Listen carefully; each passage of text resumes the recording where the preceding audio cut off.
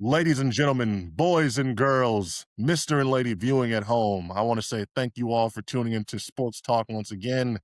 It's your boy Jerm. We have the return of the co-host. I have my man Cam. Y'all already know what's up. Cam, say what's up. Hello, everybody. Hope you're doing well, enjoying the summertime. Exactly. You already know that's what we're trying to do over here at Kinetic Aesthetic. So we are not going to waste any time. It's Tuesday. My watch is going off. That's how you know that it's stuff is happening in the world. So as I mute this, I'm going to just tell y'all we're going to be jumping straight into it. We have plenty of things to talk about, but we're going to start in the world of the NBA. Let's start with the LaMelo trade first, because that's as the Giannis trade is big. We want to talk about the Giannis trade, but this LaMelo trade, it's been the It's one that odd. I cannot really wrap my head around that one because, and I'm gonna just start off on the Charlotte Hornets side of this. You are coming off of the first season in a long time in which you have been relevant past the first couple weeks of the season. You were in the play-in. You were impressive. You had one of the best records in the second half of the season. I'm just gonna say this because this is something that I learned through the research. Every lineup that you were posting in that was giving you all the success, LaMelo was a part of. And so you get here, you reach the offseason after the first time you've done all this in a while, and you trade him. You trade Can I him. can I say something over to that very point? Yeah. This moves like this are the reason the Charlotte Hornets are the Charlotte Hornets. Again, They trade away AD. They trade away Chris Paul. They trade away Glenn Rice. Like what more? you I think like it's like you don't even change if you go from the city doesn't matter. You are going to be the same like dysfunctional, boneheaded move organization. you make Kemba Walker want to leave. Kemba Walker's one of the most loyal people on planet Earth, and he was like, "Yeah, I can't do this no more." I don't get it. I don't understand it. This is one of those trades that's gonna just baffle me the more I actually think about it. Because even back when I was not paying attention to the NBA like this, I could always recognize the Charlotte Bobcats were just the way they ran the organization the way you didn't want to run an organization. And so for you to really have all this goodwill and good fortune come your way, they drafted well these past couple of years. You've got the young guys they have now. I can't think of I know his name. I just can't pronounce it correctly. The white boy who's Knuckle. Knipple. You've got It's Knuckle, not Knuckle. Knuckle. Okay. But you've got him. You've got these other pieces. And so what are you doing? They had two out of the top five leaders in 3-point field goals made. Now, something that they see, I don't see. I, in a certain instance, I understand the trade of LaMelo. I don't understand why they traded him there. Why didn't they trade LaMelo to the Celtics for Jaylen Brown? He would have been an absolute boon in Joe Mazzulla's let's chuck up as many threes humanly possible offense. Someone who can actually run the offense so they don't have to, because they're missing a point guard. And for a team that is so close to competing at this point, you've seen what you had with LaMelo, who, again, I'm not trying to say he's the best player in the world. I'm not trying to say I think he was top 20 or anything crazy like that. But damn it, you had a really solid player that you probably could have packaged into getting something a lot better. Like you said, I didn't even think about the Jaylen Brown potential. You get Jaylen Brown on Charlotte, that's a really impressive team. Not necessarily contenders off the bat, but that's impressive. So You could make something shake. I mean, because then I mean, I guess you don't have Naj Reid to really fill up your front court, but then let's say you have Jaylen Brown, you have Kobe White, Knuckle, Moses Diabate, you have Brandon Miller, Royce O'Neal. You would need to get Grant Williams. You need to maybe a little bit bigger at the center spot, but like you have a lot of very good pieces. You just kind of have to figure out what rotations you want to run, what you want that scheme to be, sort of the situation. But I think Jaylen Brown fills a bigger hole in that team now than Naz Reid does. No disrespect to Naz Reid, great player, respect him, love him. But like he doesn't fill the same holes that they created.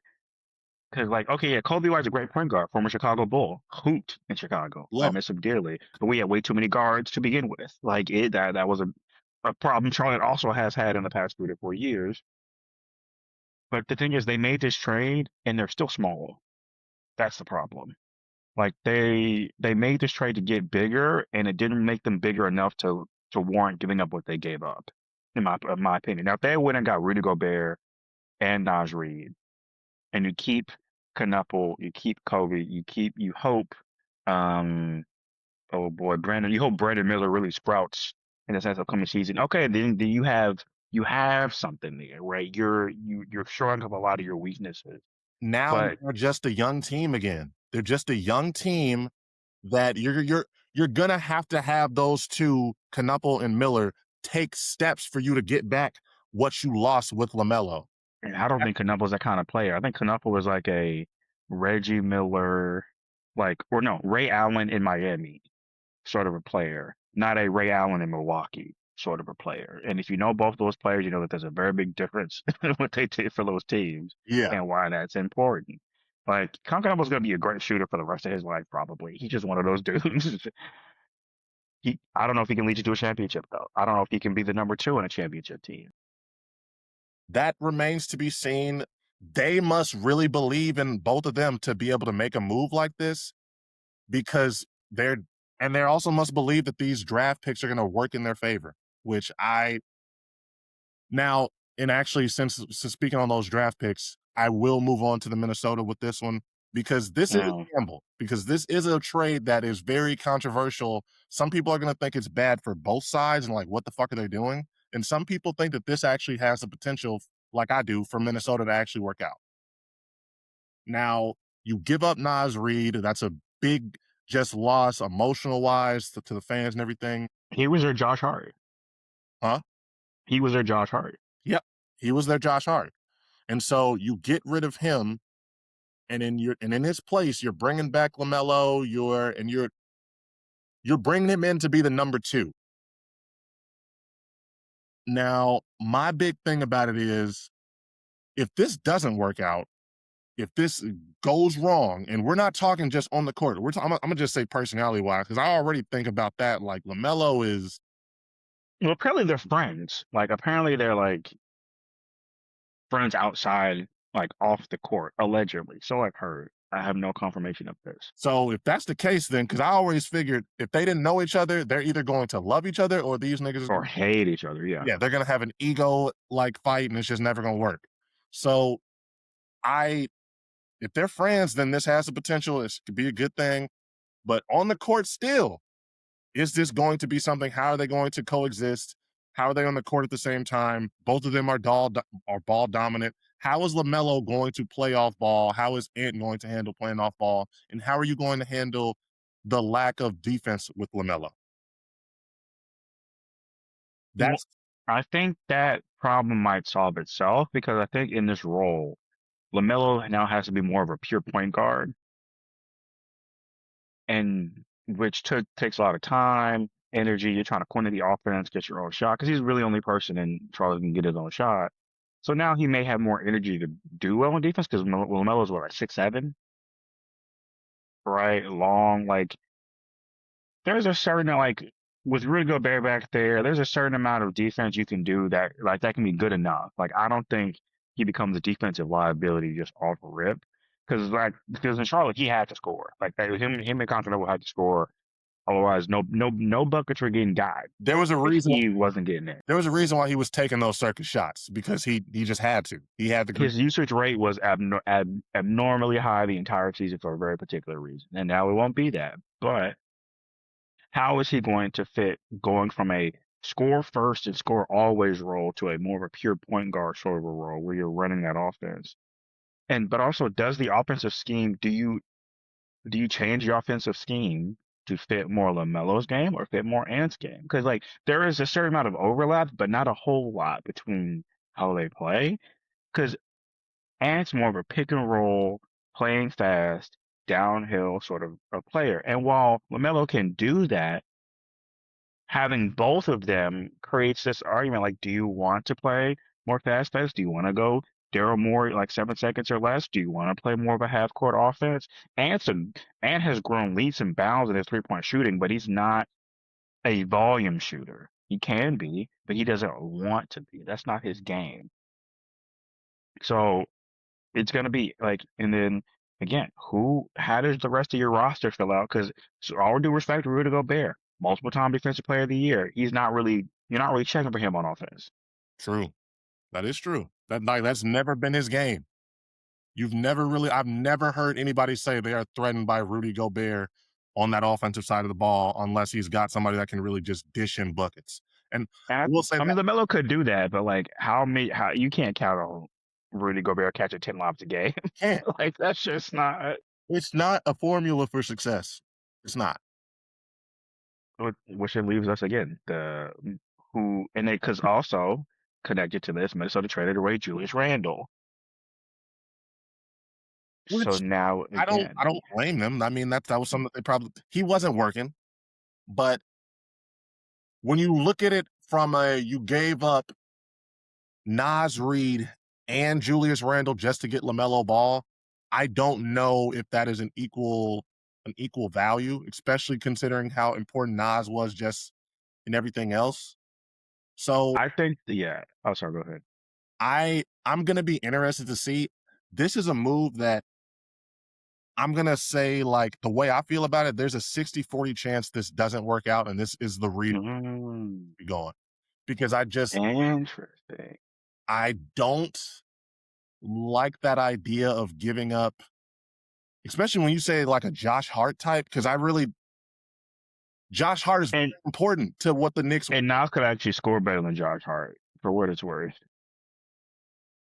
Nas scored 50 more times than Josh Hart has. So like, in. Like, I don't. That's a lot to give up for LaMelo, who and I have not even talked about the injury concerns. This is a guy. When I first talked about the trade with you, before, like as it happened, you were the one that brought up how many games he's missed and everything. The niggas only paid over 70 games twice.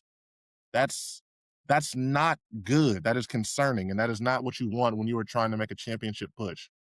and also his body's not used to playing in the playoffs because Charlotte has not gotten to the playoffs. That's This has the potential to blow up in their face. This has the potential to really blow up in their face badly. And I mean, yeah. the NBA Hmm. media has already, you saw the reports, they're already got people circling around him. I didn't think about it, but it is true. The way that they did Giannis constantly trying to push that narrative that he wanted out or that he was going to be leaving, I can see it happening to Minnesota.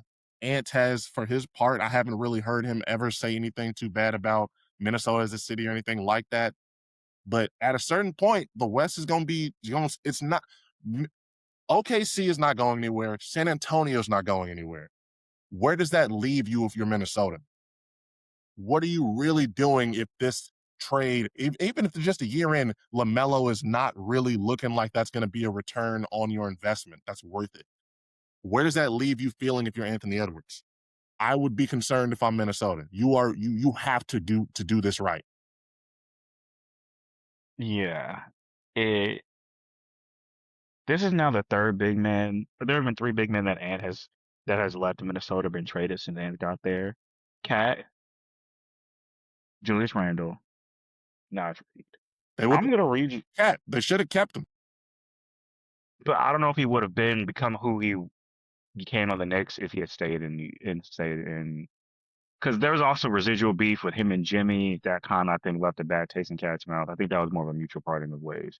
Side note, I think that Minnesota let the distaste of Julius Randle and their displeasure with him push them into making a deal that they could have gotten more from. Because I think they just got 3 second-round picks. I mean, maybe some pick swaps, like in 2030 something. Think they were trying to dump him as quickly as they did because they wanted to make sure they got I'm sure. Melo. Yeah, They knew they had to make a move. This is a season. This is an off season where I feel like a lot of these teams are feeling the pressure to make moves. This is unrelated. We haven't seen what the Lakers are going to do trying to keep. Well, I guess Austin Reeves re-signing him, but if I'm Luca, what am I looking at? Am I saying what are you really doing that's trying to make a difference in that and make a dent in that top two? What moves? And I'm not seeing like Minnesota, this is an attempt. So I'll respect that. This is an attempt to try to do something. It's a big gamble. The worst thing about it is the health. I don't like him like not only playing 70 games twice, but If it works out, they're gonna benefit. But if it doesn't, you might lose your superstar and you might have overpaid and given up a whole lot. My biggest worry about Minnesota is that they're small. Like LaMelo is 6'7", Ant is 6'4", DeSumo is 6'4", Jay McDaniels, great player, 6'9", Who Rudy Gobert 7'1". who's doing that? OKC just drafted another 7-footer on top of the others, the 7-footer that they have. I don't know if Chet's going to be there the entire season, but that's to be seen. Currently, he's with the OKC Thunder. Spurs obviously have their 7-footer, and they drafted a guy who's 6'11" in the draft. Great rebounder, right? Jokic. Rudy and Gobert. Rudy and Jokic are gonna go back and forth. That's just gonna be that. But then everybody else. Let's see who else is in the West. Oh, then you have whatever moves Golden State makes. Right? They are as it stands a tiny, not tiny. They are a the size is not where I feel like it needs to be in order to really have answers for what is going to be thrown at them. You can have a talented backcourt in the West. You can have all that. That will get you some respect. That'll get you a decent playoff seed. You're not going to really compete unless you can combine that with somebody with some presence in that front court. You're going to need a big man. I'm not saying you need to have the best one, but you're going to need to have somebody with size to just offset what these top teams have because they've got the Yeah, backcourt. You got shit like the OKC's backcourt is all world. all world in OKC. The Spurs are going to get better. Man, that As Dylan Harper good as year that two is gonna be court is, nasty. it's fucking great, and they're gonna get better. So I'm sorry, what were you saying? I was like, Dylan Harper year two is gonna be nasty. So this, He's my All NBA second team pick for a year two. so that's why I get what they're trying to do by shoring up, but you can't give up that front court because then you're just going to be fighting a one-sided battle where you're getting your ass. You might be evenly punching on that backside, but that front court you're getting your ass whooped. Because what Houston has Şengün and Durant. Where that go? Houston has Şengün and Durant. Jokic has Who else does Jokic have? And I don't know if there's anybody else with him. is Gordon still there? I believe Aaron Gordon is still there. Aaron Gordon's still there. Aaron Gordon is also a certified bucket getter. Mavericks have Flag and why am I blanking? Oh, Marvin Bagley and Daniel Gafford. He's a bit of a smaller five for sure. Derek Lively. They have three over there. The Memphis Grizzlies. We'll get to them in a second, but that team is. I don't know what's happening. I'll just leave it. I just That's start one of the things there. we're gonna talk about today. Trust me. We got to figure out what they're trying to do with him. Then you have the Clippers have uh the Brook Lopez. I sworn they had. I could have sworn they had a different. I know they're big one on top of that, but they're just again multiple. They have the Lakers with DeAndre Ayton and that size, and I get it. Jaden McDaniels is a fantastic defender, but he can't guard everybody all the time. You can't. You can't. So they have to figure out something in that front court, and soon, preferably, while it's still early, and you can kind of maybe get some people on the vet minimum.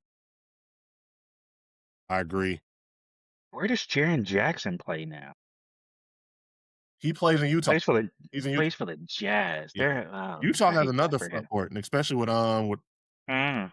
they got The a decent. They not got Martin. Porzingis. They got him. They Marketing, yes. got him. Now they got Dylan Peterson. Okay, but before we get to the draft, let's move on to this Giannis trade because I've been reading. I want to hear your thoughts on that. So my early thought, I just don't know if this is really going to make a difference for them, at least year one in the East. Mm. So I don't really have any real reason to be excited about it other than just like it's nice to see Giannis on a team that'll probably be in the playoffs, that'll probably have a chance to make some noise. But by noise, I just mean a second round exit. So I don't really have any high expectations. I'm interested to see what they're able to do. Maybe they'll be able to lure some players there in free agency, but I don't know. I keep seeing motherfuckers say that Pat Riley will have a second move, that he's got to get something else done. The only thing I could think of that they would possibly be able to pull off is maybe get Ja, and that's because nobody else wants him. That I don't know if I trust John Miami off the court. Again, that's the problem. But what else?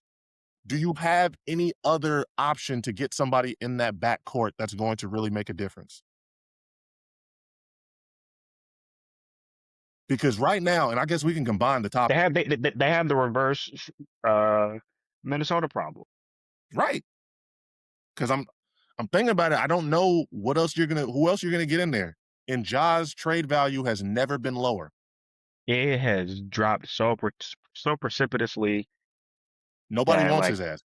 I thought he would be gone by now. I texted you in the moment, mhm. woke up thinking that they had actually gotten a text to Charlotte. Motherfuckers literally made that up. Like that's it. That's we've gotten to that point with with his trade value where you're just making up trades because nobody's really is taking them. And I'm not gonna get into to why it's his fault as to how he brought all this upon himself with the behavior and the antics and everything like that. I've done a John Moran episode on there. It's been talked about to death.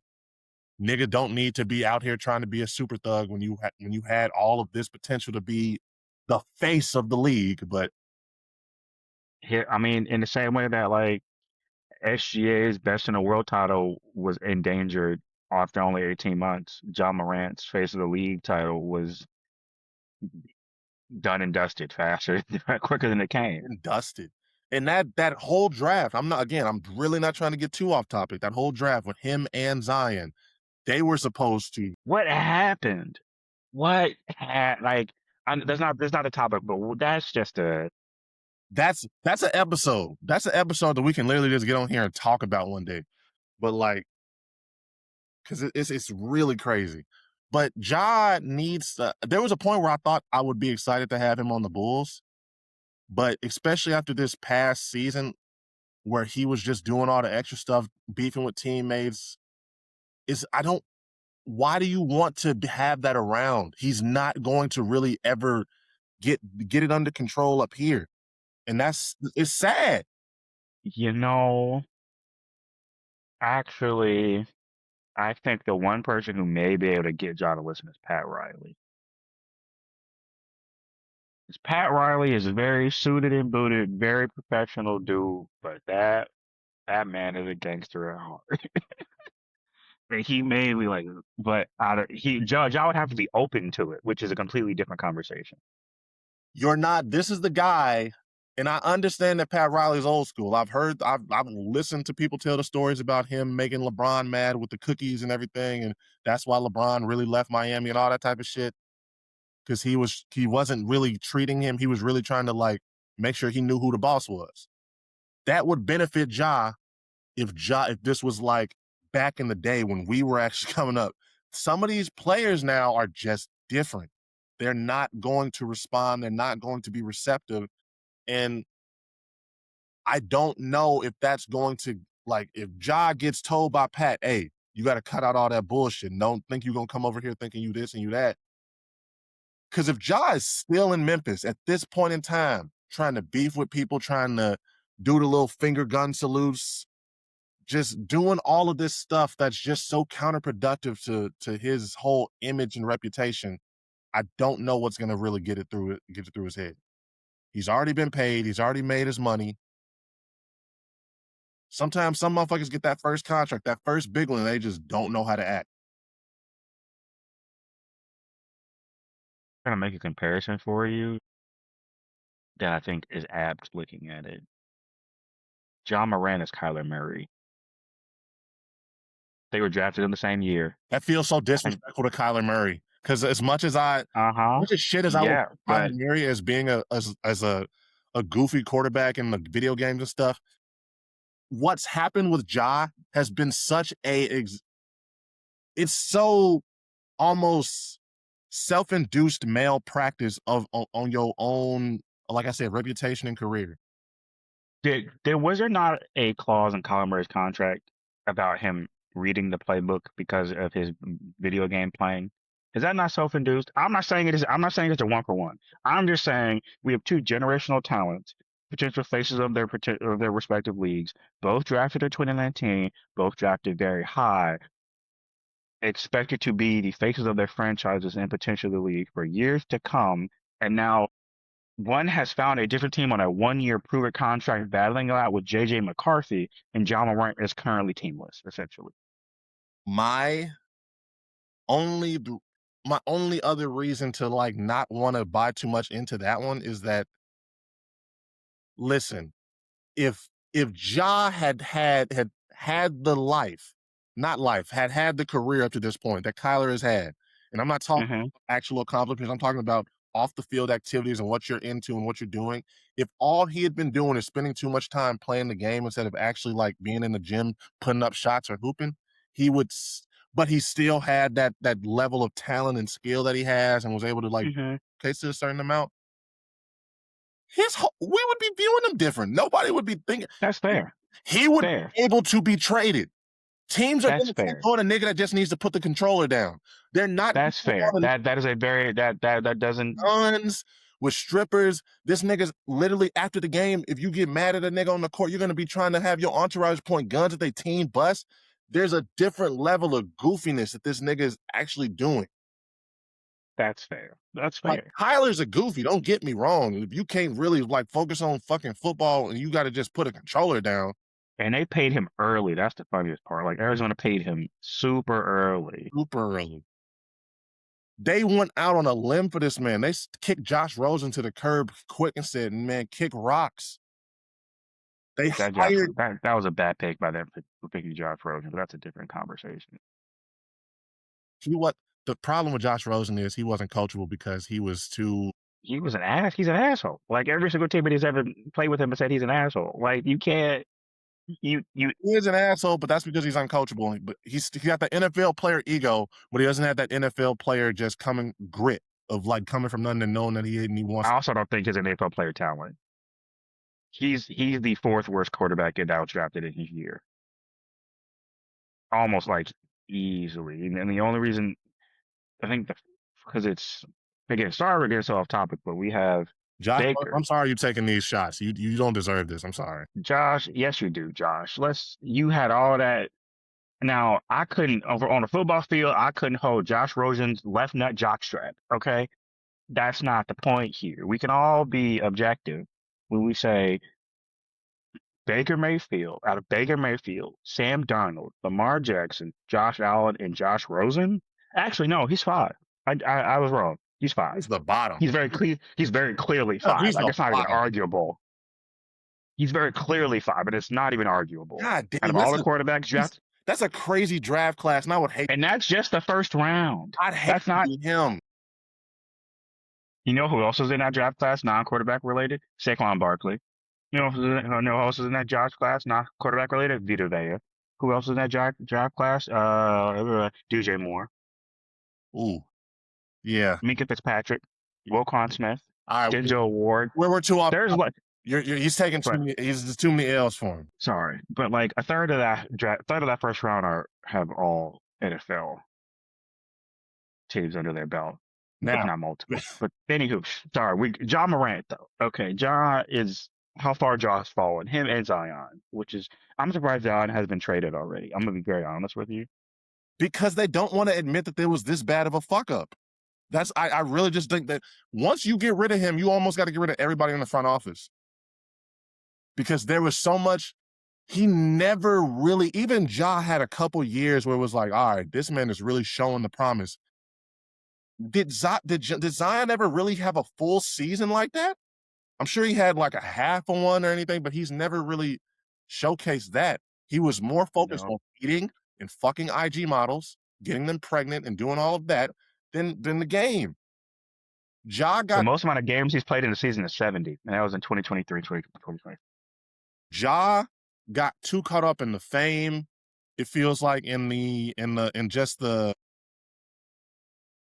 celebrity worship almost of being who he was. And it's like Zion just got caught up too much with the vices that come with this. And to focus on Ja because that's the main topic right now.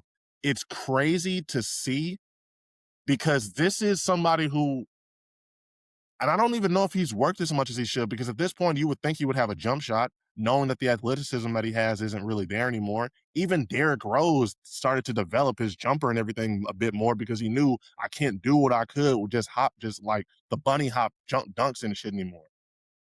And he hasn't. That's why it's just like, I don't know if he's really going to ever get the mental part of the game to really put this shit together the way he should to really elongate his career.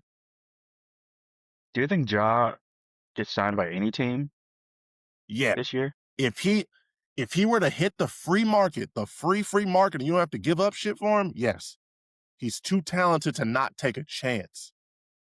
But I don't Who do know. you think does it? Who's most likely to take that chance? That's the question. I don't know, because if I'm a team that's got playoff aspirations, I don't know if he's worth that in the locker room. Like, I don't know if I damn sure don't want him on the Lakers. I damn sure don't want him on a young team that's like trying to make a push. Like, I'll be honest, when I saw him going to Charlotte, I didn't think it was a good move. I just thought, damn, they actually wanted, they traded, they ended up flipping LaMelo for Ja. But that's a terrible idea to put his gun crazy ass inside that locker room with all those young players. That's terrible. Bro, that locker room.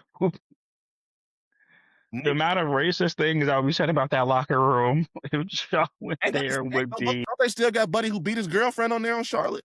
They had multiple of them. Yes. Yes, if I don't know, there's at least one. Let me say multiple, so I have to double check. Women beware. Niggas gonna pull up the strip clubs and start pistol whipping strippers. Yeah. Oh God. You don't want Ja Morant on your team. That's not something to joke about. I shouldn't joke about that. We're just laughing because it's sad, like, and it's not acceptable, but like that's just where the Charlotte team is at right now, unfortunately. Like, they got Miles Bridges, and don't they got the other buddy that was with Houston on it? Yep. Again, women beware. Women in Charlotte, North Carolina, I'm praying for y'all.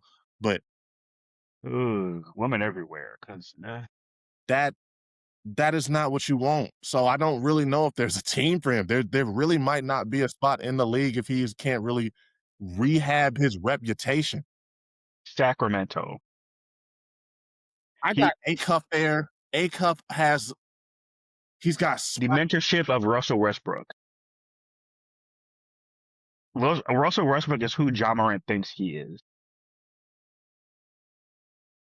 in a variety of ways, in terms of the talent, that's so accurate. in terms of the athleticism, in terms of who Russell Westbrook is, where he's from, for real. But Russell Westbrook has never been in a scandal. Every time something gets said about Russell Westbrook, Russ is actually, it's not really. He's really overhated. Not as you like. He really is. It's yeah. I think because people started calling him like a stat pad for averaging triple doubles. I'm like, oh, stat pad or not, averaging triple double for a whole season is hard. I don't care. But be real with you, it started because he was loved in OKC. He was respected in Houston. He was respected everywhere. Then he went to the Lakers. And I don't blame LeBron for this. I don't think because that's the problem with playing with a player of his stature in this time, especially when LeBron was still, motherfuckers was thinking they was gonna chase championships. LeBron still had you had AD.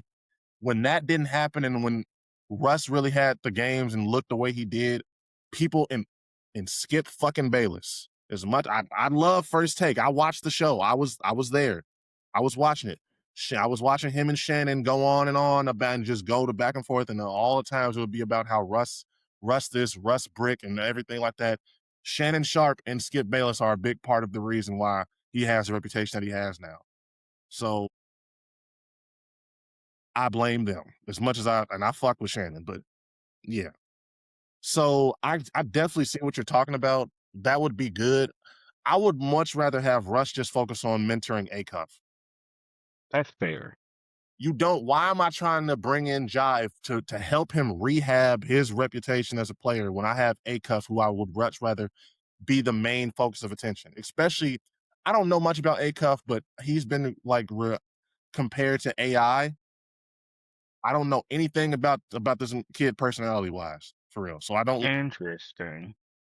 If Interesting comparison. every Harrison in AI was such a, polarizing figure, let's not I just don't even want that mindset or that intention because all of the negative shit about AI that people wanted to paint on him as in the type of stuff that he was into, that is what Jai's really tried to be out here on to his detriment.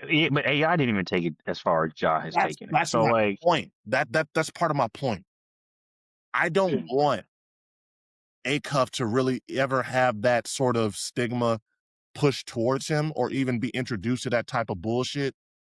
So I would keep him far away, especially because like if they wouldn't have drafted Acuff, maybe that's a really good spot for him. But no, no, I mean, by all of those notes, there really is no good spot for him. Maybe Brooklyn, but like, do you really want to sabotage your already bad team?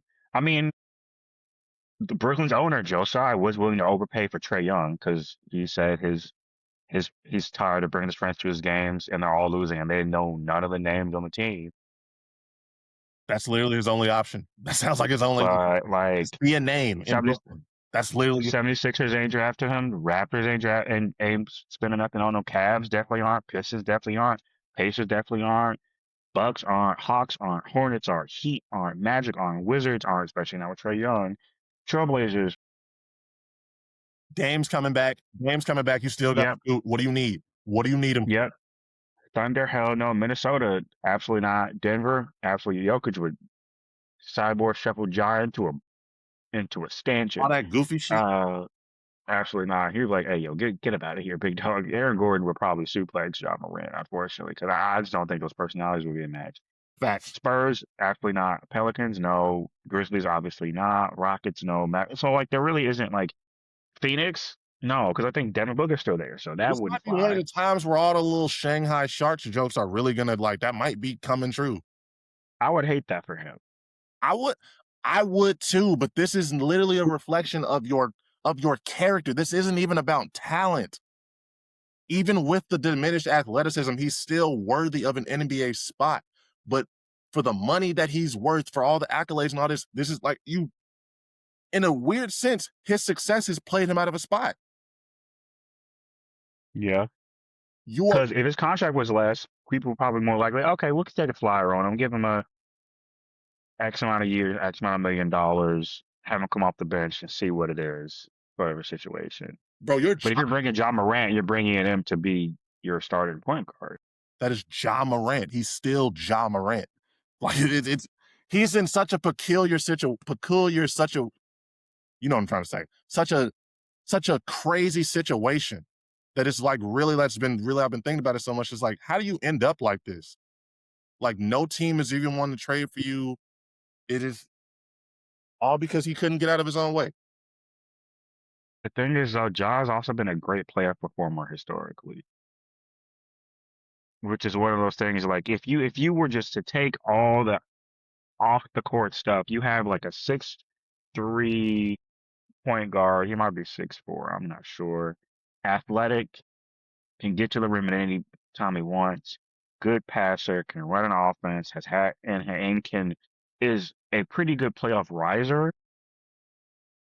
That's essentially people they be handing out supermaxes to people with less than that. So like It speaks to his dysfunction. It speaks to all that.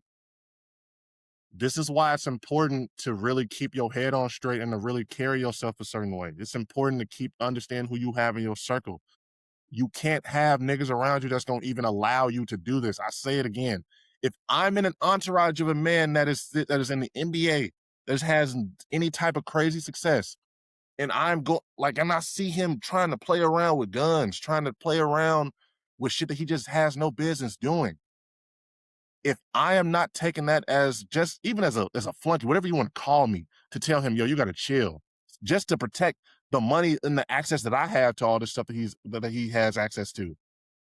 What use do I have? So he has nobody useful around him. He's got nobody smart enough to really help him stay out of the way on certain shit. And he's not shown that he is capable of taking the time to really figure that shit out and just do it on his own. So I don't know if I would ever be willing to take a flyer on him. I don't know if I would. He's going to have to rehab his shit in China. And that's his only option, I feel like. Or the G League. Or the G League. But this is karma for Memphis trading Mike Conley. Because I don't know, even like outside of Brooklyn, is there a team that is really going to say Ja Morant is worth it to help us make this playoff push or to even put butts in the seats? Because if you got young talent, you don't want him influencing them. And you don't want that potential conflict either. Okay, so we are coming with you quickly from the editor's room. This is your boy Jerm speaking. So Ja was actually traded to the Trailblazers. Now, after all that we had talked about on this episode and how we had went over how his trade value had diminished and how he really wasn't a fit anywhere, I just want to say that I still feel that way. I will say that Portland was, again, one of those teams that we mentioned is like, what was be the point of sending him there? But I guess for Portland, this is a team that isn't really supposed to be making any noise next year. You've got Dame coming back on, like, he's the best Blazer who's ever played for you guys, but he's old. You've got Scoot Henderson, who I felt like he was supposed to be something by now, and he still hasn't really made that leap. So your backcourt is sort of full, especially now that you have Ja. So this feels like just a gamble, a shot in the dark. They are still potentially going to be trying to make the Jaylen Brown trade. So who knows? Maybe that they'll have people going in and out. You know, you still have Drew Holiday there as well. I've heard that people who you could potentially package Drew and Scoot to try to get Jaylen Brown if you add some picks in. There's options. I'm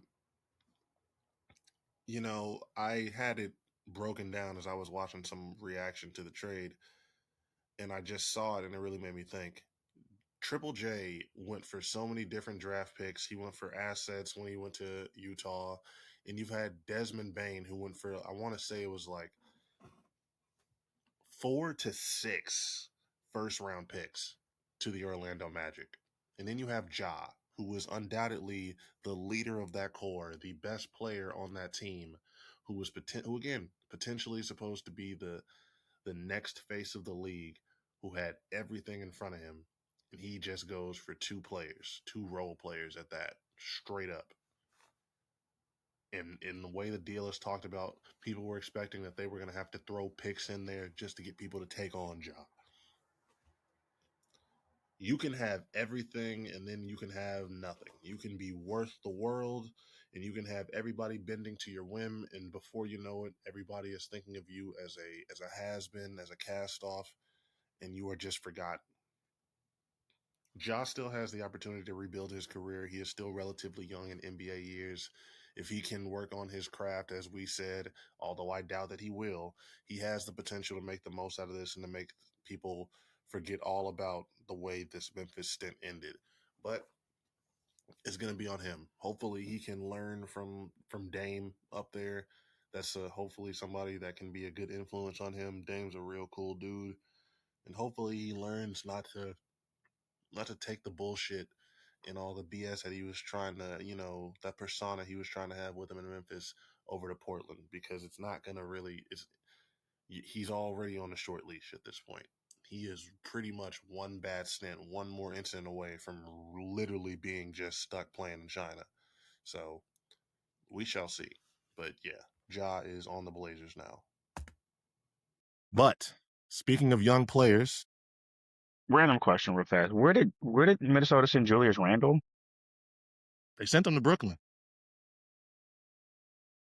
They dumped him on Brooklyn. Like he was.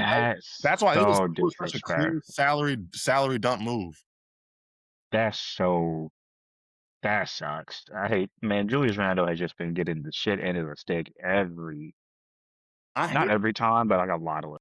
I hate to see players that again, not the best players, but certainly guys who have been proving themselves to be a name worth knowing, to at least have a game worth paying attention to. Like, Julius Randle's on that team. Oh, this feels like it's like motherfuckers are giving up on you. Like this is like, it's like a supernova dying. What? This is like the death of an NBA star because this is like a team saying, you know what? Yeah, you're not even worthy to be a playoff rotation piece.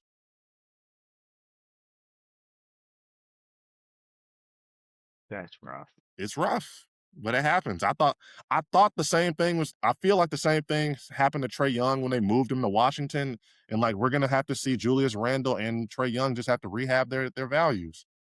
Trey Trey's in a good spot though, because I mean, yeah, with AD and Debasanya and him and the rest of that team, it's gonna be interesting interesting. at the very least. They I'm surprised they paid Trae Young all that money so soon, but they it's the probably didn't want to Wizards. lose him. I don't know if they probably didn't have any other plans or see any feasible way to get a comparable piece.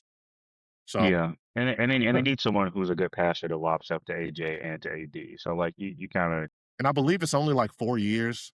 So 4 years into AJ's that's an career. eternity if you're watching Wizards games. Come on now, like that's But if AJ turns into what he's supposed to be, it's not going to be as bad. You'll have somebody there to play the point for those 4 years, and then you can move on because that's only 4 years into that young man's career. But speaking of Do that, you think he stays with the Wizards? Do you think he stays with Washington his entire career? I'm gonna get into that. I know this is way too early to make that projection, but I'm gonna get into that because we're gonna talk about the draft now. As we all know, AJ went number one, like we said. Peterson went number two. Boozer went number three, and Caleb Wilson went number four to the Bulls. We're gonna focus on the Bulls in a second, but speaking about the entire thing, I honestly had half of a thought that like they were going to end up trading Peterson for AJ since the Utah wanted him so bad. for real. Oh yeah. AJ's from there. It would have Yeah, he's from there. He went to BYU. Yeah. so I had a feeling they might try to do something like that, but since they're just staying put, and I understand why they would stay put, they already have a very loaded front court over in Utah, so it just doesn't necessarily make the best sense.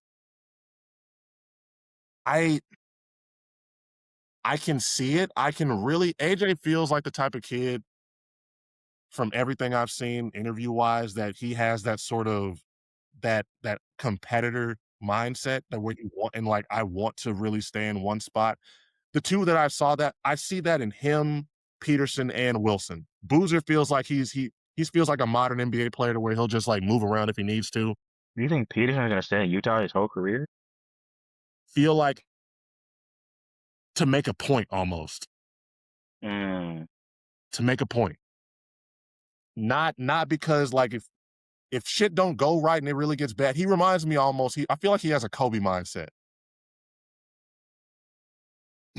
That competitor, that fire, that I want to make everybody that you draft. I want to make AJ pay for being drafted ahead of me. I want to make everybody like the same way Wilson has been coming out saying, I want to compete against the guys drafted ahead of me. hmm I feel that fire coming from all three of them. So I could see them staying there their whole career if teams aren't making the right moves, if they're being competitive. Now, AJ has a much better chance being in the East because I feel like they just have a better chance to create a path for themselves to stay and remain competitive. Utah, now they have him, they're gonna pretty much be in a spot where then next year, like come on his rookie season, they're gonna be trying to win. You're not gonna Yeah. be able to Markkinen is still talented. He's still a decent enough player. You've got Triple J now. They have no reason to be sitting there we're still just trying to like tank for draft picks shit anymore. It's time to like accelerate that timeline. Yeah, so you have Ace Bailey, Jan Jackson Jr., Walker Kessler, Lloyd Markkinen, vaunted vet Kevin Love, shout out to Kevin Love, Yusuf Nurkic, Darren Peterson now, Cody Williams. Like they have a They got a squad. A young squad, but they have a squad. they have a one person under 6 feet tall. One singular person. And I think only one person outside of that that's under 6'4". Damn. God damn. And Yeah. so, yeah, like I don't really see these guys as being the types that are going to just be quick to want to move, but It all comes down to teams making the right moves. I don't think anybody, no player is untouchable, no player is untradeable, and I think everybody knows it's a business more so than anything in the NBA. So it wouldn't shock me if AJ ends up leaving Washington at some point, but I'm not anticipating it. I Never. mean, that's what we said about John Wall. It's true. And John Wall, he tried to stay there as long as he could. I mean, he was there He long. did. I don't care what they say. John Wall's jersey should go up in those rafters. Yes. Yes. Like I don't care. Like John Wall gave y'all everything he possibly had. Everything. If you had shown me John Wall's college, like if you said watch this player's mixtape, what does he do in the NBA? I'm like anything he wants to do, There's a and he difference try to. having a career in a place like John Wall did, and then having a career like somebody like Anthony Davis, who every time Anthony Yeah, Davis wants to leave somewhere, he starts to pout and shit until he gets his way. Not even saying it's a bad thing or anything, but just you know what I'm saying. Superstars do what they just have a way of sort of doing shit in a funny way. James Harden too is another example. I'm trying to think about where. Oh, James Harden is the prototype for that. The paragon of such activity. Like I don't think I've ever seen a superstar in any sport push their way out of so many places successfully, time and time and time and time.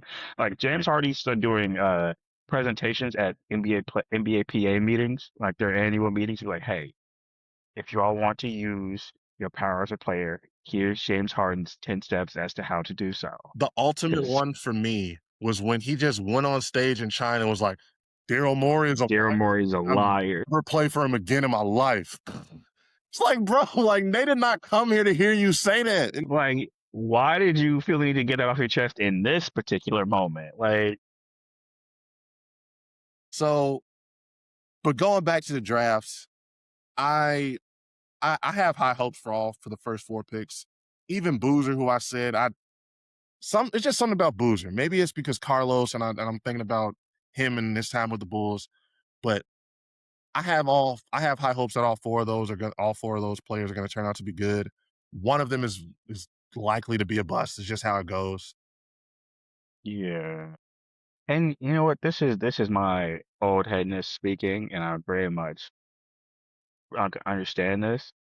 It feels like drafts have become less of a like,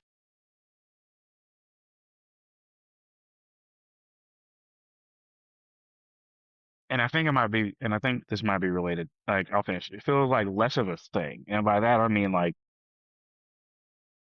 when certain drafts happened, you were tuned into it in a way that it's very different because like maybe it's because of college of like not saying it's a bad thing, but the portal like people are with teams less, so you don't see them making the same like March Madness runs, for example. You don't see them playing the same games all the time, for example. You don't see like the same teams in like the Big Ten championship as often, for example, as frequently, right? You also have a lot of one and dones. So like, but I remember like Tim Duncan coming out of Wake Forest. Okay, you're watching Tim Duncan come to Wake Forest. Like, okay, that guy's gonna get drafted. Derrick Rose coming from Memphis. Okay, John Wall coming from Kentucky, right? Like, or any insert Kentucky guard here, right? But like, there's just I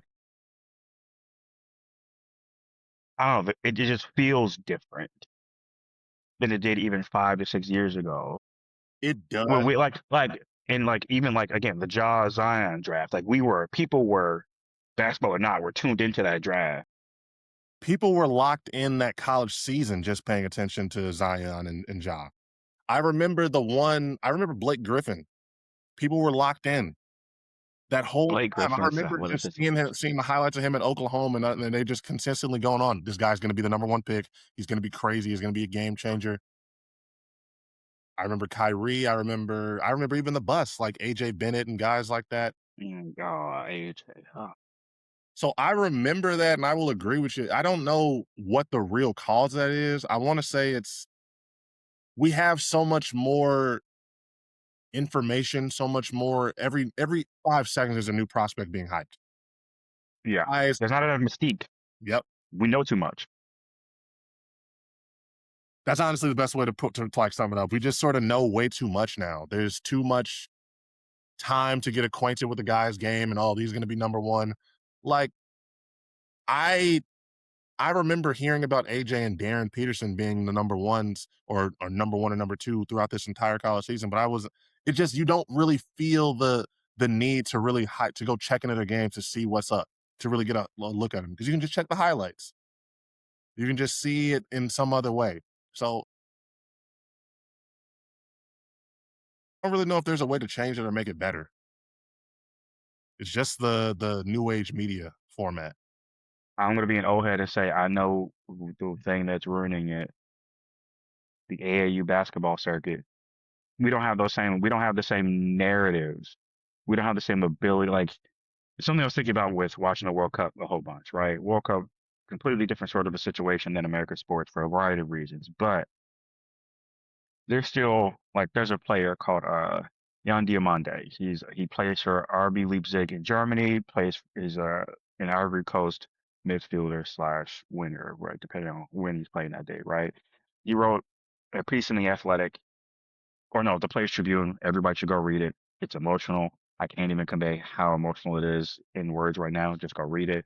But he talks about like growing up in the Ivory Coast was nothing, like eating individual, like just growing, like strapping water bottles to his feet with flip flops, like things like that, where it's like, and again, very old head thing of me, I get it, like, but when so many players coming out all feel the same, it's hard for any of them to feel unique, regardless of where they go in the draft, Yeah. right? They may turn out to be fantastic players, right? I'm just saying, but the draft in and of itself, both as a media product, but also as a thing that we experience and feel,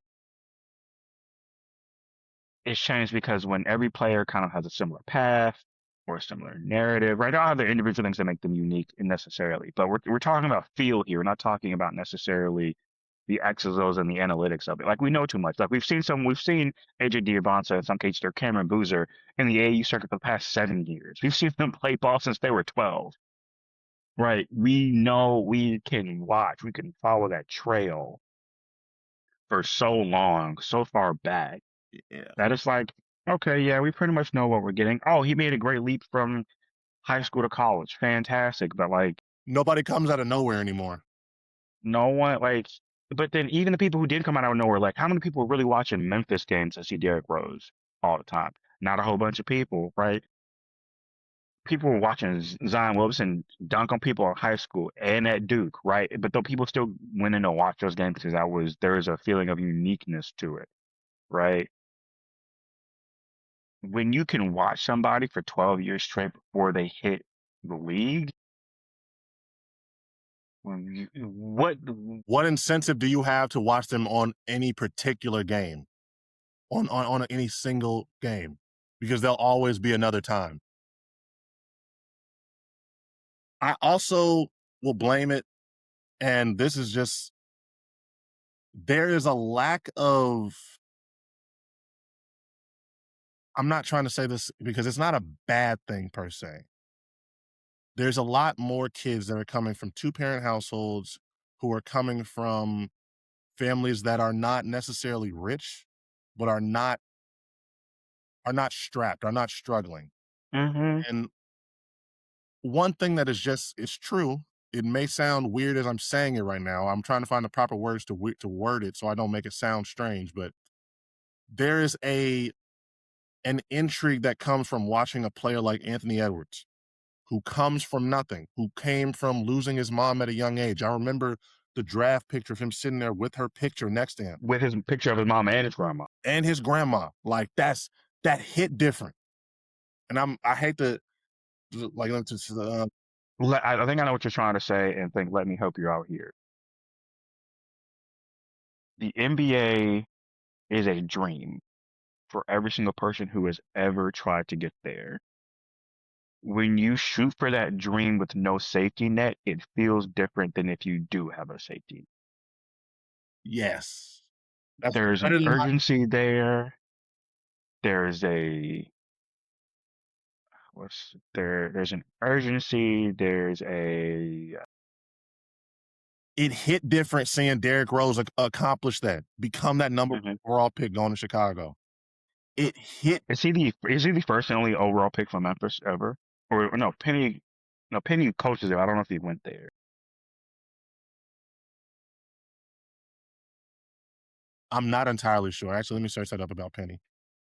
But yes, you are 100% right. That is what it comes. That is what is really coming down to. I think there's just a lot of guys who just, and it's not. Again, it's not to say that there's anything wrong with them not necessarily coming from struggle or anything like that, but it doesn't intrigue as much when you see a silver spoon player compared to that player that's had to get it out the mud. And there's a certain different level of grit. There's a different level of desire. There's a different level of entitlement that you can find between those two different archetypes of players. And it, And like, yeah. And we're not saying that people who have safety nets aren't good players or aren't great players or don't have that work ethic. We're not saying that whatsoever. Steph Curry, We're saying from a yeah, he's in like both conversations. we're kind of coming this from a feel and experiencing the game standpoint, not necessarily their on court production or who they are as people or any. We're not making any value propositions about any of those things. We're saying that consuming the product feels different when there are a more myriad variety of circumstances, which is one of the reasons why I think international players have become more popular over the past 6 or 7 years. Just think about it. Okay, Giannis had to sell knickknacks in Athens, Greece, and switch and share shoes with his brothers. Jokic came from nothing in Serbia. Experienced a civil war in Serbia as a child. Luka, Like, I don't know if he was. I don't know exactly what country he's from to be precise, but I am pretty like 90. I think it's Slovenia. Yeah, and I'm like 90% sure he is not. His family is not wealthy.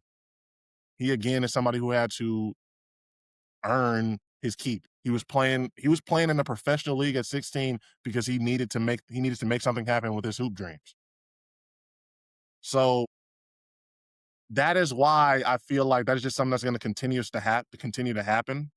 We're still going to have players that come up that are going to be like an Anthony Edwards, and those are going to be the players that not only are going to have that grit and drive to really overcome, I feel like, but they're going to be the ones that sort of separate themselves as American-born players. Because they have to. Like, There's going to be a Steph. There's going to be one of those players that comes from a decent background and everything that really is going to live up to the hype and everything of the pedigree of all the training and everything that had to go into him. But pressure creates diamonds. It's just it's just a different level. That's why even in the NFL, any sport like that, you're gonna find the players that are going to succeed more than likely are gonna be the ones that had to really get out the mud. having the difference between I have to and it would be nice is an ocean. And the name of that ocean is greatness. Like, when you have no other option, the way forward becomes incredibly clear. Like, There's no time to second guess. There's no time to think. You just have to do. you have that is you again, you have no other option. Like that Michael Irvin quote, we either run this land or go back to the ghetto. Like, it's Like it he said that in like in a different context, but the core part of that rings true. Like, and we don't have that a lot in American and basketball, at least a lot. One again, basketball can get so expensive to really get into the AAU circuit and to high school ball or to travel ball or to all these different things. And also, there's so much oversaturation of that market. that's a whole episode to talk about all the stuff that goes on there. And that's also not teaching good basketball, but that's again a different episode. But yep, you're 100% right. And it's just that's gonna be the biggest difference in a lot of these players. That's why, like, looking at the rest of the class, I don't know a lot of these players' background, so I can't really say it.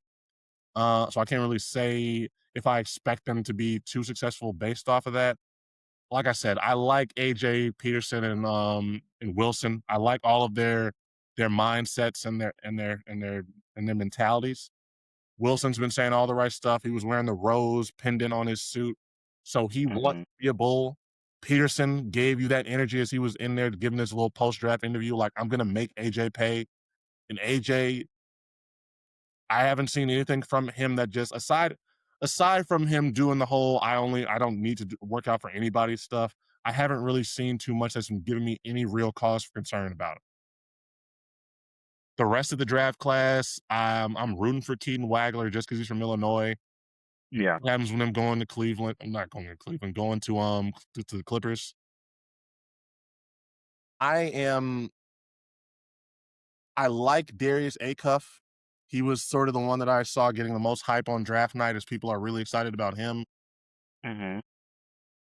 And I, who else was I a fan of? Who else did I? What other pick did I like? I was a fan of OKC's pick. I was a fan of them picking up that seventh, trying to get somebody else to help them stop Wemby. It does sort of, like you said, alluded to earlier, make Chet potentially expendable. Especially after the player performance. Yeah, yeah. I already told y'all how I feel about it, but I like a lot of these draft picks. It's really just going to come down to who's going to go to the right fit, who's going to have the right opportunities to succeed. And yeah, what are your thoughts? I liked is, uh, the Morris Johnson Jr. pick by Dallas or from Michigan. I think he gives them size, length, and kind of allows them to kind of let Cooper work offensively while he kind of handles some of the other things around the court that Cooper was handling previously. Allow Um, serve some more energy. yeah, like you don't want redundancy, but you do want versatility, right? You want to be able to kind of take some of that heat off. Uh, I think the Alex Caravan pick from UConn to Cleveland is kind of underrated, but he got traded to Sacramento. But I think that's a good pick. I like where Cleveland was thinking with that, in terms of kind of that player. I also want to shout out to Karim Lopez. He's the first Mexican-born player to be drafted in the first round of the NBA. Really? Shout out to him. Yeah, uh-huh. That's crazy. Mm-hmm. That's crazy. Shout Mm-hmm. out to him. Love to hear that. Shout out, shout out to him. Outside of that, it's gonna be a lot of waiting and seeing. 'Cause a lot of like the league's in a weird spot where not all teams have spots where rookies are gonna get a ton of time I agree. necessarily, depending on the spot, unless they make a gigantic splash in training camp and in the summer league. It But even does. then, It does feel like, to piggyback on what you're saying, there's a lot of these teams that they've got their rosters almost figured out. Like, you've got teams like OKC who they had to trade away draft picks 'cause they just didn't have the space for all the draft picks they had. they're basically dumb. Yeah, I So didn't know that was like it was a crazy problem to have to be in. A crazy problem to have, excuse me. so I am sort of like you. I'm gonna be intrigued to see how some of these draft picks play out. We've talked about Wilson to the Bulls somewhat Hmm. over this episode already. I want to ask you a little bit more about how you feel about that one, how you project him to turn out, and then how do you feel about their second pick, picking Swaney out of Texas? I like him. I have a good feeling about him for some reason. Like, he can turn into. Is that how you pronounce it? I thought it was Swain. Is it Swaney? Let me make sure. I believe it was Swaney, but I'll. This is not. Don't have me. Don't quote me, because this won't be the first time I've mispronounced some shit on it.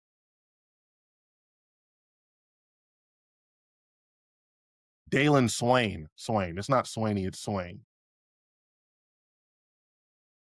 But I have a good feeling about him. I like him. He also plays guard in addition to playing as a forward, so he has potential Hmm. to go back there and help out Giddy in terms of ball handling duties. Him and Wilson still need to work on their shot from what I've been reading, Yeah, which is definitely going to be something that you want to see progress on across the rookie and sophomore years. But I like they're athletic, they're big, they're tall. They, they both have high motors. I think is also my thing. Something that jumps out of the tape from Caleb Wilson is his motor. like his ability to get up and down the floor, and use of athleticism on the defensive end, on switches, guarding pick and rolls. And you need I think, yeah, you need it. And I think something that's gonna be interesting is with his length and athleticism, like if he could be turned into a comparison, a sort of a. I wonder if they can really bring out his playmaking ability at the 6'10" forward spot. Like, is it like develop a back to the basket game and then playmaking off of that to make kind of open up other things for everybody else? I think could be really helpful. Now, if he's good at that and how that works, kind of up to only time will tell. But I think that could be a really good spot for him. I'm also just looking at the man. The, the Bulls roster has just looked so different almost every single year. it has. It's been a crazy couple years, man. Like Like, I even as somebody, and I'm gonna be honest, I've been checked out since the Jimmy Butler trade because I sort of saw what the writing on the wall was for him at that point. It's been a long ass rebuild. Like I don't because I don't think we really committed to the rebuild till like last year. We kept trying to be like decent, but we were aiming to be a we were good team, but we ended up being the Steelers. We were trying to be the Dallas Cowboys of the NBA. Just fucking mediocre and okay with it because it's Chicago and they're still gonna buy the tickets. And it's not until now when I think they were starting to realize, hey, the fans are actually getting fed up with the shit, and now they're trying again. So I'm here for the youth movement. I didn't like Giddy, and this is just to talk about the rest of the Bulls. I still am not sure of him, but him being only 23 and already being what he is, I I got to stop being so harsh on him. Noah, and I don't know how to pronounce his last name. As I think Asengwe In is way, I think I saw a video of him as he was meeting Wilson. He's apparently like had another growth spurt where he might be 7 foot now. Jesus.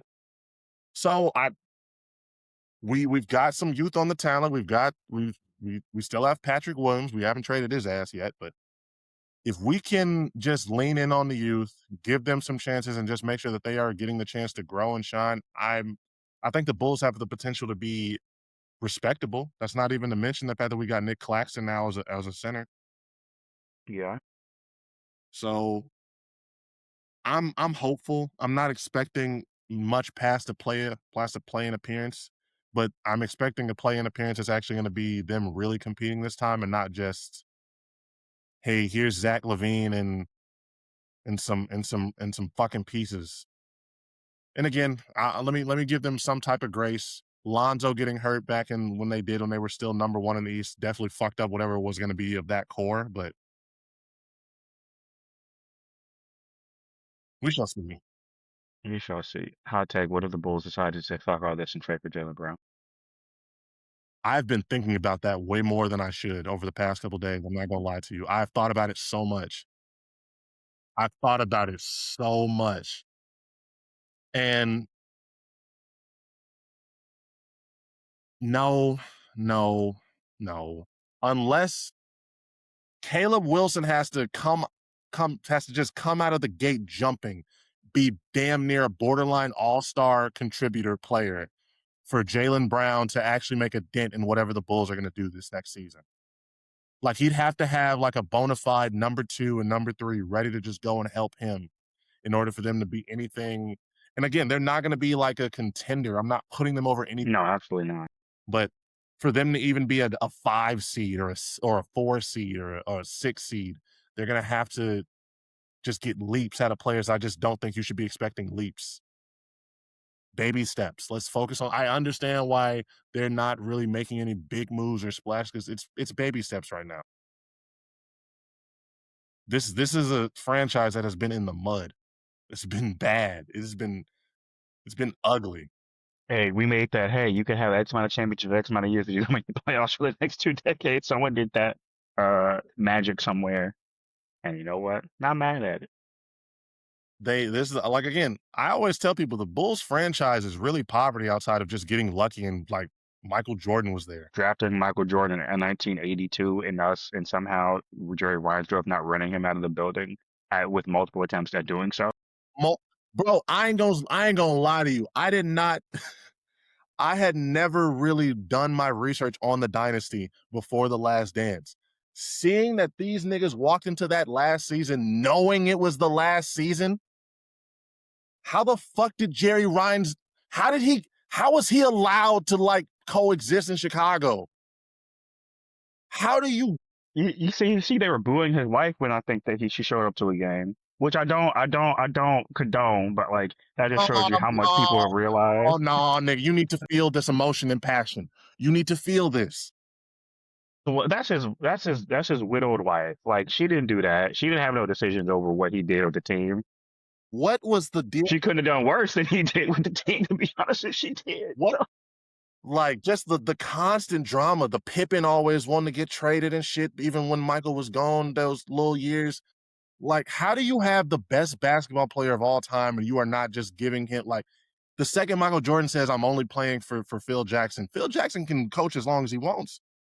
You've got a lifetime contract. 3 words. 3 Jordan letters, would have excuse me. played longer. We could have had 8. We could have had 9 or 10. Ego is a hell of a drug. Um, When you think that you are not getting the due that you deserve, and you have too much power, you will move mountains, seas, and continents to make sure that people understand how much power you have and will try to force others to respect it. and with all that being said, I'm just making the connection. Jerry Reinsdorf is honestly just an ugly, less successful version of Jerry Jones. I wouldn't say he's less successful. I think more people know I'm talking the Chicago Bulls. I'm talking Jerry Jones' success outside of just sports. Oh, okay. I mean, Jerry, at least the Cowboys remain profitable. The Bulls, they don't even Cowboys remain very profitable. they remain profitable, but bro, you don't see us having that national spotlight. We're not talked about. We're not even relevant like that. Even when the Knicks were bad as much as they were still constantly being talked about, constantly being referenced. And I understand that's New York. It's just a different media city compared to Chicago, but still, you would expect When it comes to basketball, like Chicago is one of those places, whether you like it or not. the Bulls to be as irrelevant and just like not even worth mentioning as they have been the past couple of years.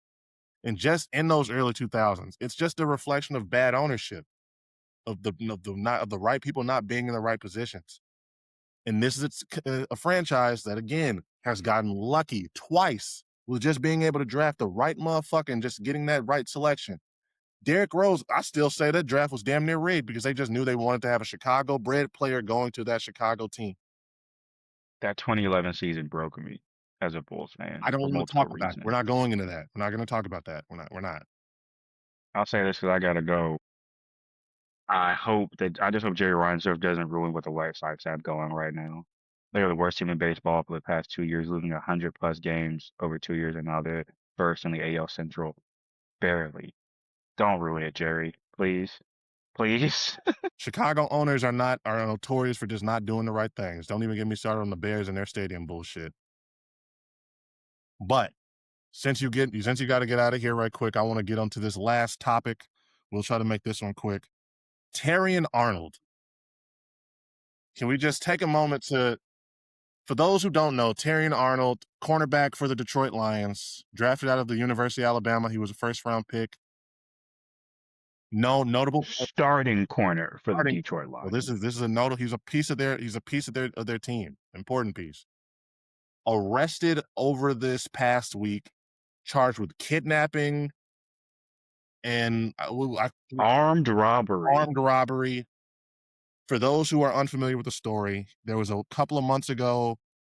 I don't even know exactly when the first incident happened. He was at an Airbnb. He had some money and some other things there. It was broken into and it was stolen by 2 teenagers. I'm assuming like some 18, 19-year-olds, just YNs doing some crazy shit. Now, you're a famous NFL player. You have so much to lose. You have all of this going for you. You would think that, like a normal person, that you would just go report this to the proper authorities, get the police involved, and do that. Terrion decides instead he gonna get it back in blood. He gonna get it back the hard way. And this man hires two of his homeboys. Like, you know, the joke about Pooh Shiesty, he said in the group chat, I need 30s. This man said, I need 2 30s. And he got 2 of his 30s to have a woman lure these two random teenagers, because this nigga didn't even get the right people. Got the wrong people on the get back. Lure them to an undisclosed location, up pipe on them, up guns, made these men like beat their ass, took they shit, and then forced them to go. And this is why he was on FaceTime. This is the part that killed me when I found out. They put him on FaceTime so he could watch. And then after all that, they let them go by just putting them back in their own cars at gunpoint. They go to the police. They arrest the guys who did it, and those guys led them back to Terrion. And as you already know, this man is now facing life imprisonment in Tampa, Florida. And that's the last part that I'm gonna focus on before I turn it over to you. This man did this in Florida. The 2 states, I just said this in my episode about Carmelo and about all that other shit. The 2 states you don't want to do some crazy wild shit if you're a black person: Florida and Texas. What are your thoughts? I don't got nothing for the stupidity. Terrion Arnold is 23 years old. He, like you said, was a first-round draft pick. Being a first-round draft pick at the University of Alabama was essentially a blank check to the NFL. Has been historically since like 2007. Even if you are Like, not successful in your first team, people are going to look at that pedigree and say, I can fix him and give you another contract. It's just how it it was goes. like, oh, Saban must have saw something, right? Like it. I don't usually bring this up a whole lot for a variety of reasons, but I'm going to say this. As an attorney, I need you all to understand one thing very clearly. I didn't even know you was an attorney. It doesn't come up. I don't like to bring it up that often. It's not really usually relevant. 99.9% of the time, it is not worth it. Like it is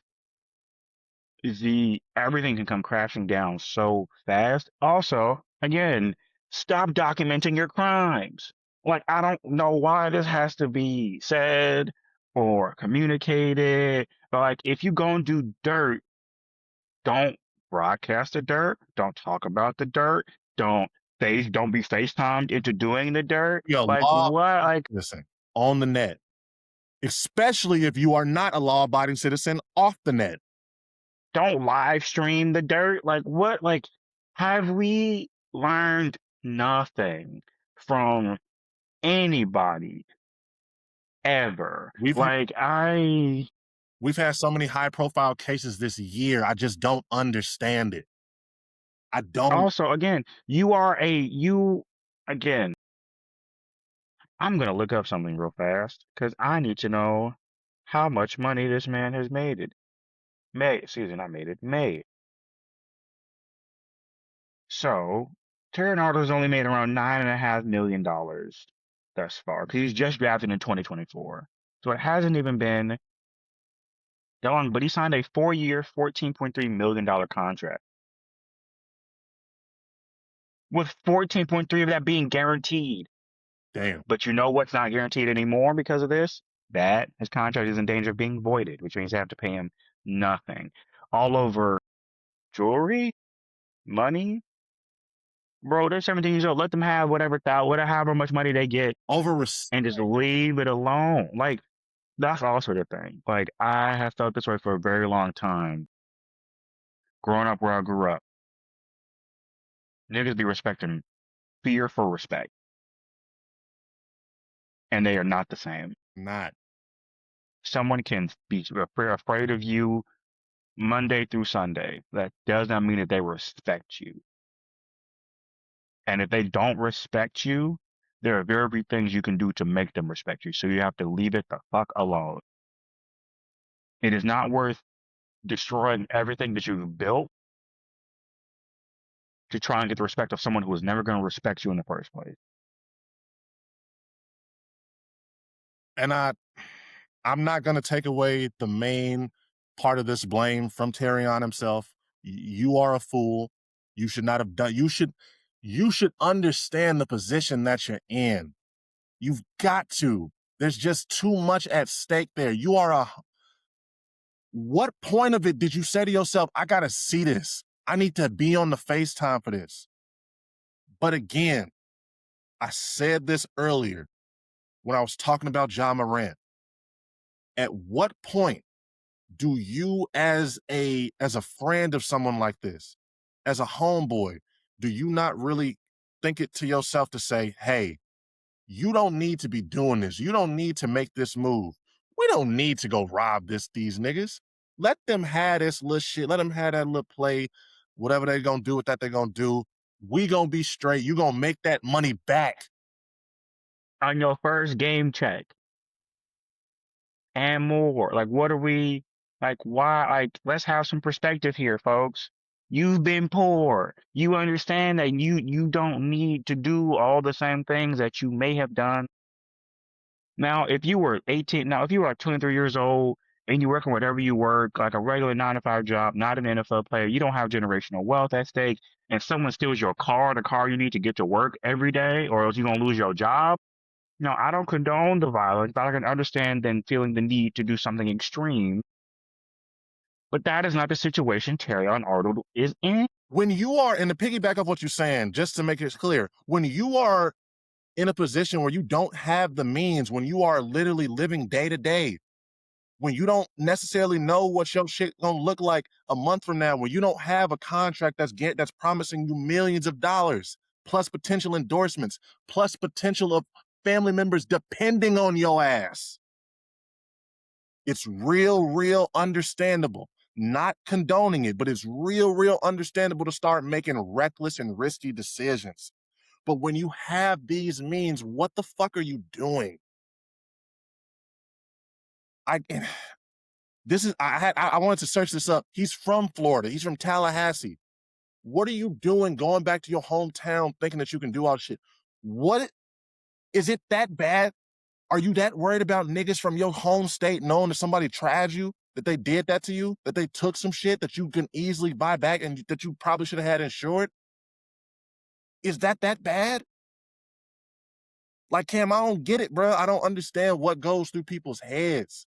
You are asking the wrong person, because, like, I don't understand a rich man doing this. I don't understand him thinking that he can do this. I don't understand, especially, we're in a different time. This isn't the 80s. This ain't the 90s or the 70s where there weren't cameras every fucking spot, every spot that you can think of looking at you. You don't have phones that are just recording your spot, geotagging your location. You don't, and that didn't stop the nigga from FaceTime. Like, that wasn't gonna be like, right, not even talking about your own camera that you put in your own face to record what you're doing also. I don't get it. I don't understand it. It's just sad. I just hate that, like, this man has worked his entire life to get to where he's at, and now he's ruined it. Ruined it. Ruined. Like, even if he gets found, even if he doesn't get life in prison, even if he pleads out of some sort and this, that, and the other, he's never playing in the NFL again. He may never be able to get a regular job again. I think he had like, what, $9.9 million in the bank. I hope he did something with that $9 million and saved it, invested it, something. Because I haven't really searched it up past the actual arrest. Did he get released already or anything like that? no, I think he's being held. I don't think he was granted bail. So I think he's actually, from my understanding, he's on suicide watch at this particular moment. If he ain't even been in jail, they must have a lot. They must have good evidence, bro. I don't like, you already know this shit. I was holding out hope in the back of my head. I hope that maybe they didn't have like some good, maybe it's just some niggas just trying, maybe he sent it, but he didn't really like be on FaceTime, and if they have you text messages cooked. Text messages immortalize a lot of things people don't want immortalized. People think, oh, I deleted it. No, you didn't. Hate to break it to you. No, you didn't. it could still be easily found 99% of the time. Yeah. Sorry, big dog. But Any like also like man, any felony premeditated felonious conspiracy felony conspiracy to commit armed robbery is in Florida specifically. You regardless if it's your first offense or not, you probably gonna be spending a whole bunch of time in jail, big dog. It's just going. That's just how it's gonna be. it's again, 2 states you do not want to go and commit felonious activities in. As a black man, Florida and Texas. I am going to repeat that. Adding Idaho to that list because if you know, you know. I'm thinking about where niggas usually are, but Idaho too. But Some places you just don't want to be caught, period. But that's a yeah. different situation. And so it's just crazy. And I think back to sometimes maybe why you don't even need to go to your hometown if that's the type of energy that you have to put up if you have to keep up with over there. It's crazy. I don't I this is one of those that just don't make sense. You wonder what's going on with the head. And I wonder why nobody in the entourage even thought, what's up with these entourages? Because as much as I understand. Entourages know one word most of the time and one word only. Yep. Can you guess what the word is? Yes. Yeah, big Indeed. dog. You got it, big dog. You right, big. Oh yeah, you like that? Yeah, go ahead, bro. Show 'em what's good. Show 'em what's up. Yeah, you ain't no bitch. You ain't none of this. I'm like, They're not gonna be able to help him where he's going. They're not gonna wanna fuck with him when he doesn't have what was keeping them around. It's it's rough, man. That's a rough one. That's a rough story. But so yeah, if you message to anybody out there, man, just please be smart. Make smart decisions. Understand that crime is not paying anymore. It's really not. Like this man is an attorney right now. I can tell you right now, he's not lying to you. There's too many ways for them to be able to just catch you. If you are discussing any felonious activity, you're already making a mistake. You're already don't. Just it's not worth it, folks. It's not. Like I know times is hard. Gas prices are high. Food is high. It's hard out here. I ain't gonna front, but like we're at a point now where if you're trying to even do anything illegal, you only can really do it by yourself because you can't trust nobody else on top of it. Niggas is gonna tell you. You get in that room, you not nigga Gucci Mane told who Gucci Mane. who which people you think is solid. Once those doors close, it's between them and God at that point. Everybody's solid till them doors close and them detectives start getting in your ear talking about 100 years. Then all of a sudden that softness turns to mush. Turns to mush and it turns to goop. Terrion Arnold had to learn that out the hard way because I don't know. I just don't get it. I don't get it on Cam. I'm like you. I don't get it. I don't understand the mindset. Jail and prison are terrible places to be. You think, oh, I could do a year, I could do 2 years. I don't. Most no. Yeah, you can survive it, but you won't come out the same person. I watched a video. Period. Watched a video of a nigga who said he did a day. He did a day and said, "Never again. I'm gonna tell you everything you want to know after this day." So yeah, and I'm like you. I'm not built for that shit. I'm not built. Nope. I'm nicely built. Been working out, but nigga, I'm not built to be in that pen or be in that prison cell. Nah, Nope. I don't like You can call me a pussy, you can call me a bitch, you can call me a punk. I don't care. I don't. I don't. Jail's not for me. I want Prison's not for me. I want 3 House of the Cop, not for me. to women and non I women. I don't want to be in solitary confinement. Yep. And I'm gonna have to go to solitary because I'm damn sure not about to be dealing around a whole bunch of animals in Gen Pop. So Completely different conversation, I'm, but fortunately, I gotta go. One thing I will say before we end off, rest in peace to Stacey King, former announcer and player for the Chicago Bulls. can't believe I. Very tragic death. Died way too soon. But he was beloved by so many. Uh, we just love to give Stacey and his family, keep him in our prayers and our thoughts because it was very sudden, from my understanding, and it was very abrupt. So rest in peace, Stacey King, a Chicago legend through and through, like really from the city. All of his quips, his one-liners, his enthusiasm and love for the game. It's gonna be weird seeing like just even seeing Bulls highlights without him calling it. I don't know if I don't know if I'm prepared for that. I'm glad the season didn't start till October, so I have time to kind of reconcile that. I But But yes, this we already at an hour and 30. This shit, I'm hungry right now, so I feel you on that. I want to say I appreciate everybody for tuning in. Cam, it is nice to have you back. Sports talks is not the same, man. Trust me, it's nice. oh, It was hard doing them the past 2 weeks with just talking to myself. oh, I am honored and privileged. We look forward to having you back. We look forward to having you back going forward. Everybody else, this has been Sports Talk. I appreciate y'all. Make sure you like, follow, subscribe on whatever platform that you were checking us out on. If it's YouTube, boost us up in that algorithm and hype the video. And other than that, y'all continue to be good people. Have a great one. Drink a lot of water. And we at Kinetic Aesthetic, we love y'all.